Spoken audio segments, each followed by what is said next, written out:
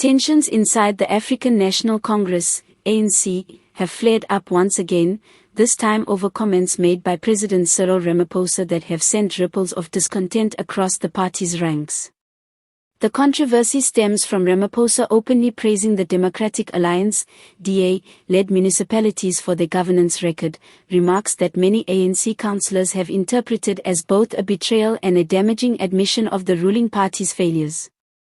The issue exploded during a closed-door meeting when Ramaphosa reportedly cited the efficiency, stability, and delivery record of certain DA-controlled municipalities as examples that ANC-led councils could learn from.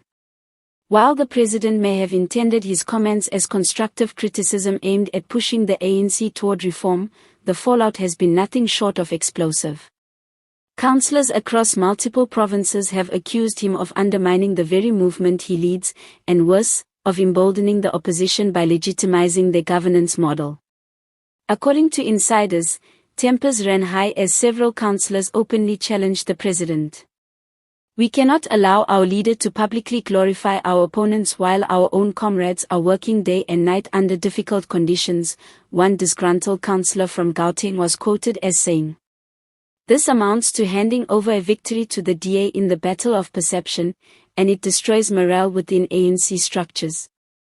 Others went further, accusing Ramaphosa of neglecting the party's internal efforts at renewal. Instead of highlighting ANC municipalities that have attempted to tackle corruption and maladministration, they argue, the president chose to shine a spotlight on the DA, an act viewed as nothing less than political disloyalty. "We have our own challenges, yes, but the ANC is not without examples of progress. Why did he not showcase our own successes? Why must our president always turn to the opposition for lessons?" asked another councillor from KwaZulu-Natal. The backlash underscores a broader identity crisis that the ANC finds itself grappling with. On one hand, the party faces mounting pressure to confront the stark realities of service delivery collapse, corruption scandals, and voter disillusionment. On the other hand, it must preserve its image as the historic liberation movement capable of steering South Africa forward. Ramaphosa's remarks, councillors argue, weaken that narrative by suggesting that salvation lies in the hands of rivals. Political analysts suggest that Ramaphosa's praise may have been a strategic move designed to nudge ANC municipalities into adopting stricter accountability mechanisms. However, the backlash demonstrates just how fragile the balance within the ruling party has become. For councillors, many of whom are already struggling with frustrated communities demanding better services, the president's words are a dangerous weapon that opposition parties can and likely will use during upcoming election campaigns. Some within the ANC's National Executive Committee are also rumored to be uneasy, with whispers that Ramaphosa's comments could feed into existing divisions within the party. For factions opposed to his leadership, the incident is fresh ammunition in their long-standing critique that Ramaphosa is too conciliatory, too eager to appease rivals, and not protective enough of the ANC's legacy.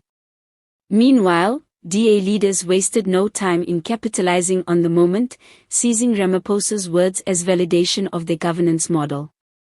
"It's not every day that the President of South Africa acknowledges that where the DA governs, life is better," one senior DA figure commented, clearly relishing the rare endorsement.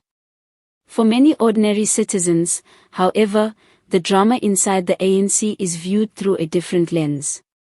In communities where water shortages, electricity cuts, and crumbling infrastructure are daily realities, the debate about who deserves credit for good governance may appear trivial compared to the urgent need for action. Still, the symbolic weight of Ramaphosa's comments cannot be ignored, particularly as the ANC gears up for future elections with its grip on power more fragile than ever. In the end, this episode may serve as a litmus test for Ramaphosa's leadership.